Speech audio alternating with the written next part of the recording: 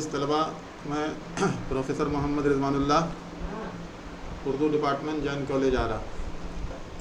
آج کا یہ لیکچر جو ہے بی اے اردو آنرس کے طلباء کے لیے ہے، جو پارٹ 3 میں ہے۔ یہ پیپر 5 کا لیکچر ہے، اور اس میں جیسا کہ آپ جانتے ہیں کہ ایک پارٹ ہے اسلامیات کا، تاریخ اسلام کا۔ تاریخ اسلام میں بھی 2 حصہ ہے، ایک عہد رسالت ہے اور ایک عہد خلافت ہے۔ تو آپ جیسا کہ جانتے ہیں کہ عہد خلافت میں 4 خلفائے راشدین بہت مشہور رہے ہیں، حضرت ابوبکر فاروق، حضرت ابوبکر صدیق اور حضرت عمر فاروق، اور تیسرے خلیفہ حضرت عثمان غنی تھے، جن کے بارے میں آج کا یہ لیکچر ہے۔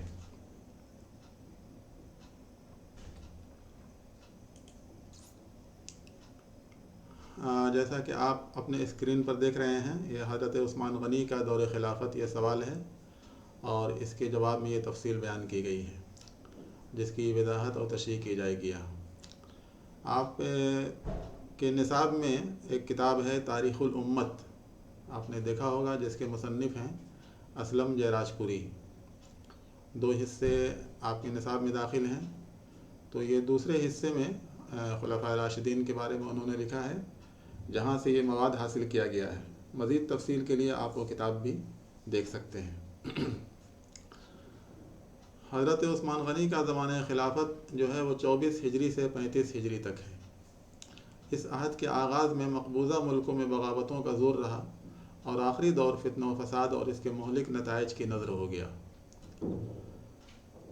جیسا کہ اس لائن سے واضح ہوا کہ ان کے دور کا آغاز جو ہے وہ مقبوضہ ملکوں میں، یعنی جہاں جہاں اسلام پہنچ چکا تھا، اسلام کی فتوحات ہو رہی تھی، وہاں بغاوتیں ہونے لگی تھیں، اور ان کا آخری دور جو تھا وہ بہت فتنہ و فساد کا تھا۔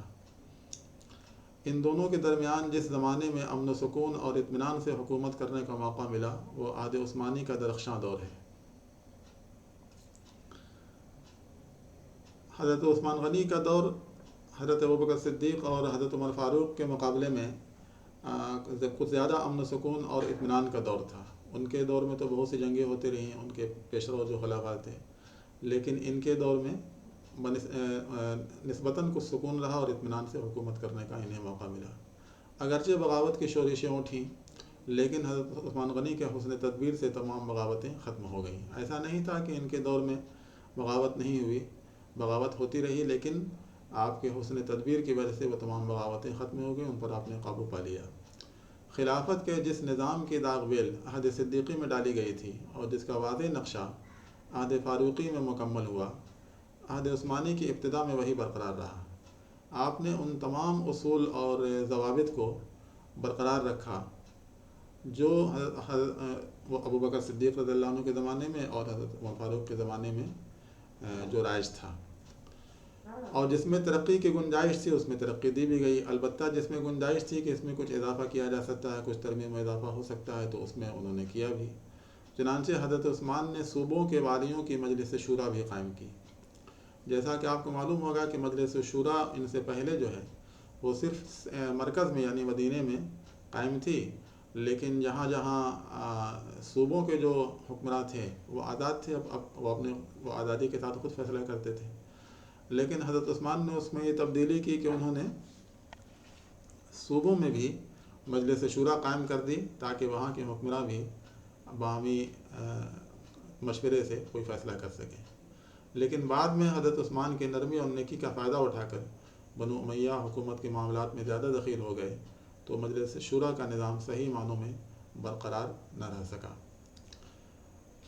چونکہ بنو امیہ خود اقتدار حاصل کرنا چاہتے تھے، اس لیے وہ حکومت کے معاملات میں دخل دینے لگے، زیادہ دخل دینے لگے، تو پھر مجلس شورا جو ہے اس کی معنویت گویا ختم ہو گئی۔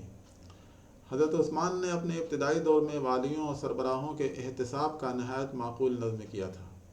حج کے موقع پر عام منادی تھی کہ جو بھی چاہے وہ امیر المومنین کے سامنے اپنی عرضداشت پیش کر سکتا ہے۔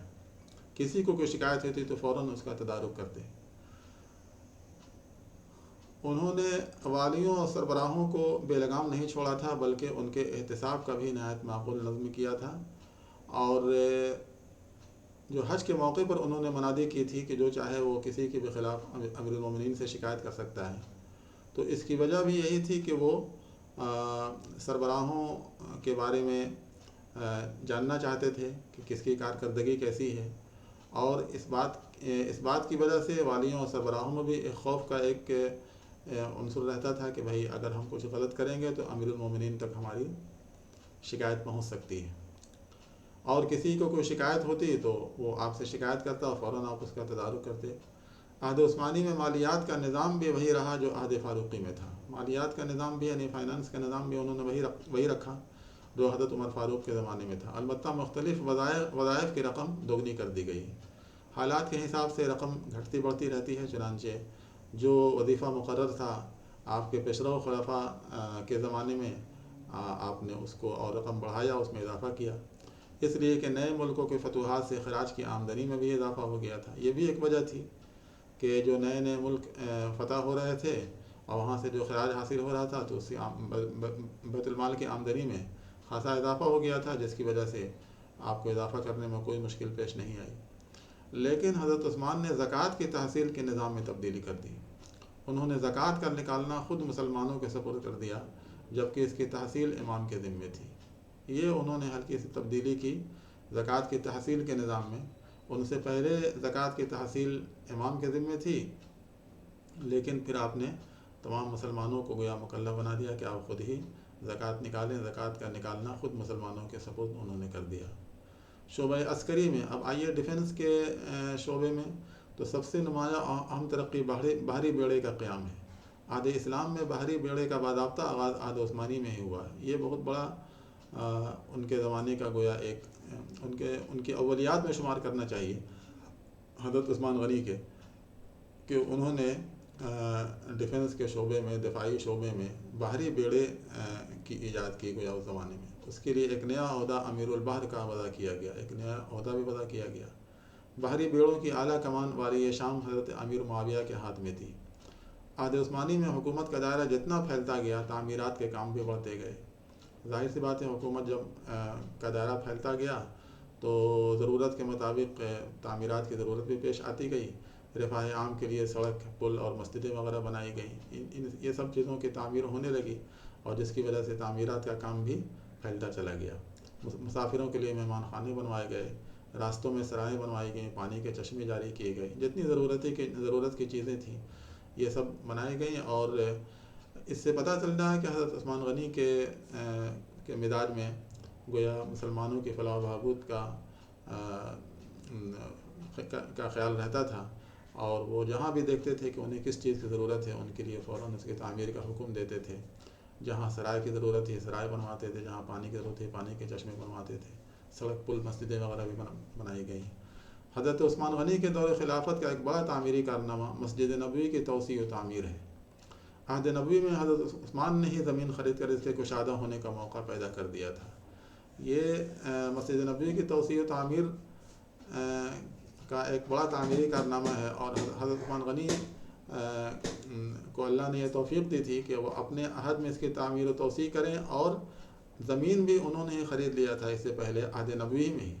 حضرت عثمان خلافت کی خدمات کے ساتھ ساتھ منصب امامت اور پیشوائی کے فرائض بھی پوری توجہ سے انجام دیتے رہے۔ جہاد میں جو لوگ گرفتار کر کے لائے جاتے ان کے سامنے اسلام کے محاسن بیان کرتے، اور ان میں سے نو مسلموں کو دین کے مسائل خود بھی سکھاتے تھے۔ وہ ایک حکمراں بھی تھے، خلیفہ بھی تھے، لیکن اس کے باوجود وہ اسلام کے مبلغ بھی تھے، داعیہ اسلام بھی تھے۔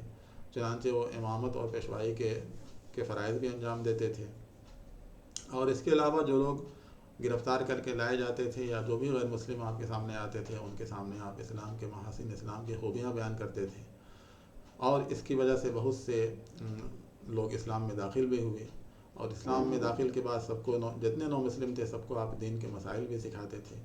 یہ ساری چیزیں حضرت عثمان کے اعلیٰ کردار کی طرف اشارہ کرتی ہیں۔ دینی و ملی خدمتوں کے سلسلے میں جو سب سے اہم کارنامہ حضرت عثمان کے ہاتھوں انجام پایا وہ قرآن کریم کا اختلاف و تحریف سے محفوظ رکھنا، اور مسلمانوں کے ایک قرت اور حضرت ابوبکر صدیق کے عہد میں مرتب شدہ مصحف قرآن پر متحد کرنا ہے۔ اس سے پہلے قرآن مجید کے نسخوں میں کلام اللہ کے بعض املا ان کا تلفظ مختلف طریقوں سے تھا۔ عربوں کے نزدیک تو اس اختلاف نسخ کی کوئی اہمیت نہیں تھی، لیکن نو مسلم اجمیوں کے ہاتھ میں جب قرآن کریم کے نسخے آئے تو وہ اسی کو صحیح اور دیگر املا و تلفظ کو غلط سمجھنے لگے۔ حضرت عثمان کو صورتحال کی نزاکت کا اندازہ تھا، چنانچہ انہوں نے عہد صدیقی کے مرتب کردہ نسخے کو حضرت حفصہ سے منگایا اور اس کی متعدد نقلیں کرا کر تمام ملکوں کو بھجوائیں اور اختلاف نسخ والے قرآن کریم کو حاصل کر کے ان کو طلب کر دیا۔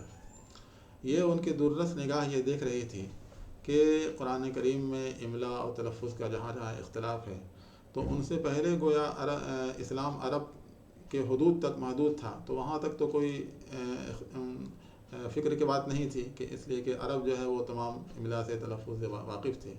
لیکن جب اسلام عرب کے حدود سے نکل کر باہر پہنچا اور اجمیوں کے ہاتھ میں جب قرآن پاک آیا تو وہ ظاہر سی بات ہے وہ اس کو املا و تلفظ کو غلط سمجھنے لگے اور بہت سی چیزوں کو ان کے ذہن میں شکوک پیدا ہونے لگے۔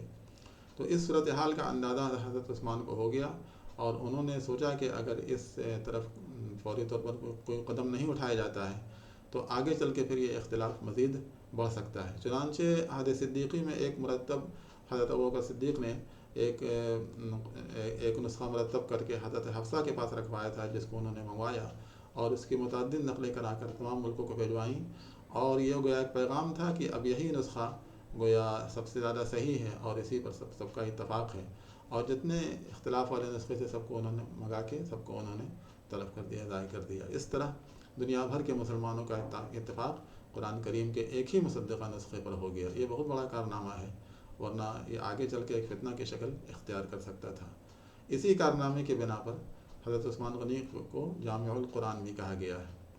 تو اس طرح دیکھا جائے تو ان کے عہد خلافت میں بہت سی ایسی چیزیں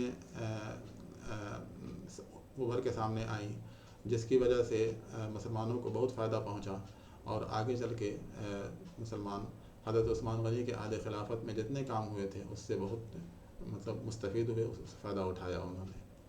امید ہے یہ لیکچر آپ نے غور سے دیکھا ہوگا، سنا ہوگا، اور امید ہے آپ اسے استفادہ کریں گے۔ بہت شکریہ۔